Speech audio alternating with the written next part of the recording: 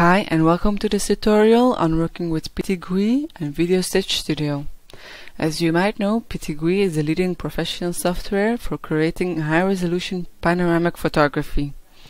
Videostitch can import PTgui projects and use them in calibration as stitching templates. Using PTgui to create a template requires a registered license. After watching this tutorial, you should have a good understanding of how a template is generated and how to take control when you're not satisfied with the all-automatic workflow. The basic workflow is the same for PTgui as it is for Huggin. Huggin is a free software you can get online, which also does stitching for panoramic photography. So let's get to it. The first step is that we'll extract images from Videostitch Studio. So here we have my project.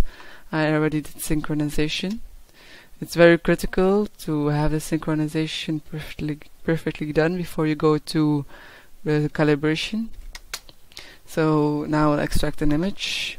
It's important to have a good representable image in your video to have a good stitching. So you go to edit and then extract stills to. Then you can browse where to put it and then press OK. So I will now open PTgui. Then we'll import the images and set the preferences.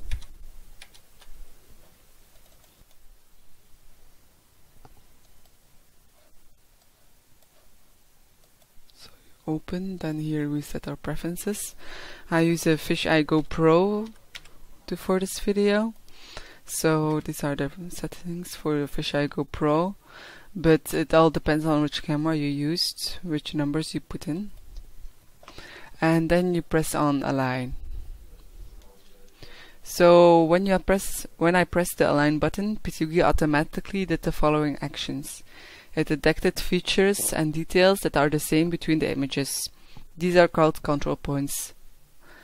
Based on these control points, PTgui optimized various image parameters to align them and update the preview, which will pop up in the panorama editor.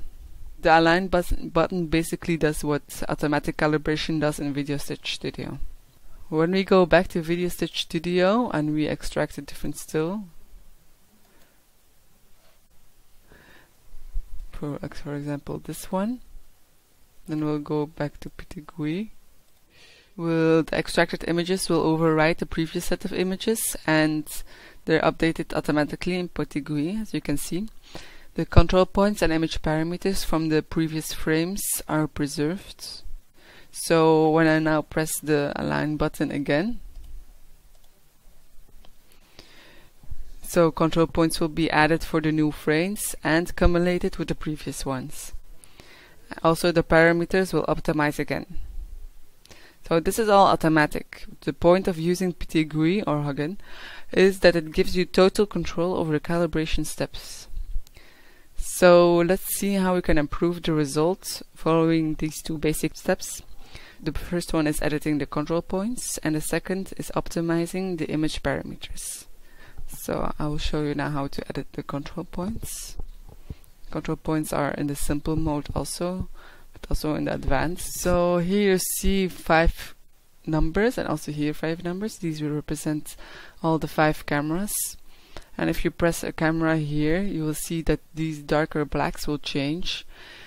It will show which images will have control points and which not. So you see here camera 2 has image control points with image 0, 1, 3 and 5. So it means that 2 and 4 are on the opposite side of the rig, so it will not have control points with this point of view of the camera. But if you want to make sure, you can see it in the panorama editor. If you put another blend mode, for example show scenes, you can see where the panorama is actually edited. So you see here 0, 4, 4 and 3, 3 and 1. These will also all have control points together. There's 3 ways how to add control points. The first way is when we go to the control point menu, is to generate control points for all images. Then we can generate control points for selected images. So if example you say here camera 1 and camera 4, these will come up, camera 1 and 4. And then the last but not least option, by selecting some part of an image and generating control points for this area. So for example, if I select here with Shift and then I drag with the left mouse button this area, then I click right mouse button, generate control points here, and to generate control points on the selected area. The last option should be your favorite. It usually works better as it allows you to target a specific part of the image.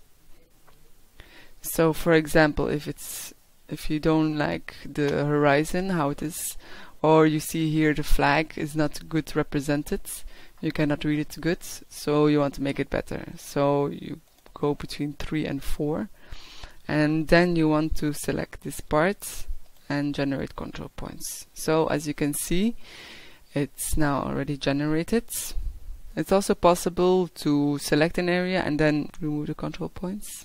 It can be also useful to add manually control points. So for example, if I put it on 100, to put it on 100%, I have to select this one. So as you can easily imagine, you cannot add a control point on a blue sky or a white wall. You cannot put a control point here because it is not detailed enough. You need a very detailed point in the image to connect it with each other. So once we're done adding control points, you want PTgui to take these into consideration to update the stitching template. So what you do is you go to Project and then click on Optimize, and then it will say if it's good. And you press OK.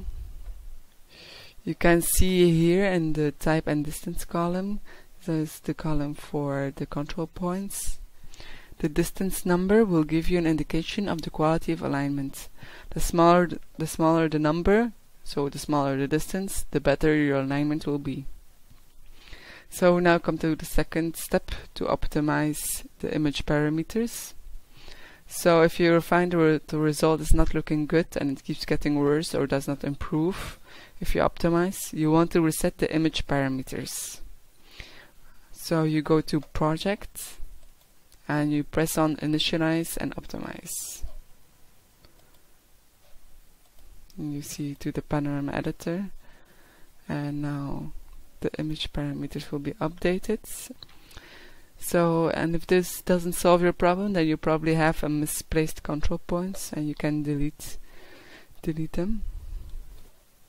So now we'll save the template. Then we'll go back to our PowerPoints. We pressed on Align. We edit and save the template, and now we'll apply that template in Videostitch. When you apply the template in Videostitch, template will clear the automatic calibration made with Videostitch. So you go to Calibration, then Apply Calibration, and then we click on the panorama, the template. We'll check the outputs, and now it's imported into Videostitch.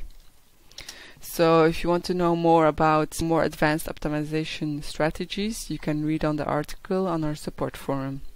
So I hope this tutorial was useful for you. Thank you for listening, and keep an eye on our YouTube channel for more videos and tutorials.